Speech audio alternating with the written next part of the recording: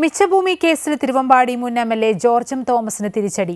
MLA. കൈവശം വെച്ച 5 acre 75 saint ഭൂമി മിച്ചഭൂമിയായി കണ്ടുകെട്ടാൻ ലാൻഡ് ബോർഡ് ഉത്തരവിട്ടു.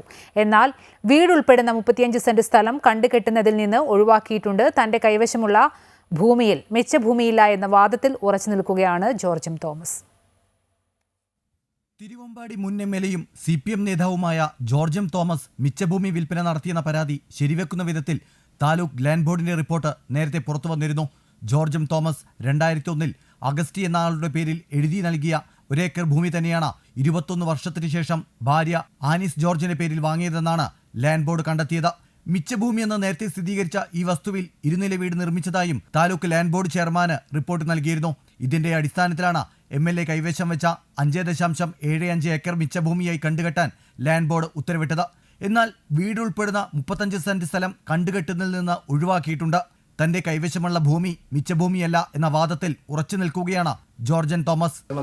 ഈ കണ്ടെത്തിയ 5.25 ഏക്കർ നമ്മളായിട്ടൊരു ബന്ധമില്ലാത്ത സ്ഥലമാണ്. ഒരിക്കലും നമ്മുടെ കൈവശ അവകാശത്തിലുള്ള ഭൂമിയല്ല.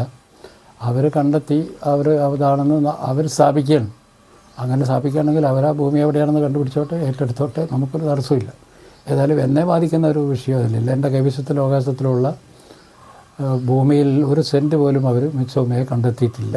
അപ്പോൾ അതുകൊണ്ട് എന്നെ ബാധിക്കുന്നില്ല. അത് ഈ ഭൂമി കണ്ടെത്തിയെന്ന് പറയപ്പെടുന്ന ഭൂമി കണ്ടെത്തേണ്ടത് അവരുടെ ചുമതലയാണ്. അവരത് ഏറ്റെടുത്തോട്ടെ, അതിനെന്താ, നമുക്ക് കുഴപ്പമില്ല. ഇപ്പോൾ മിച്ചഭൂമിയായി കണ്ടെത്തിയെന്ന് പറയുന്ന 5.45 ഏക്കർ സ്ഥലം ഏറ്റെടുക്കുന്നതിൽ തനിക്ക് കുഴപ്പമില്ലെന്ന് പറഞ്ഞ ജോർജ് തോമസ് ഇപ്പോഴത്തെ നടപടിക്കെതിരെ ഹൈക്കോടതിയെ സമീപിക്കുമെന്നും വ്യക്തമാക്കി. അമൃത ന്യൂസ്, കോഴിക്കോട്.